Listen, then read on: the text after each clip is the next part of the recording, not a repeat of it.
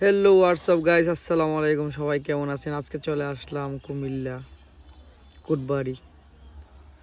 অনেক সুন্দর একটা বাণিজ্য মেলা, আর এই মেলাতে আসলে আপনাদের মন জুড়িয়ে যাবে। আমি আপনার একটা দোকানে ঢুকলাম, অনেক সুন্দর সাজানো গোছানো, দেখতে অনেকটাই ভালো লাগে, সুন্দর পরিবেশ। আপনারা সবাই আসবেন, আর আমি ভিডিওটা তুলে দাঁড়া করলাম, আপনারা অবশ্যই ভিডিওটা দেখবেন।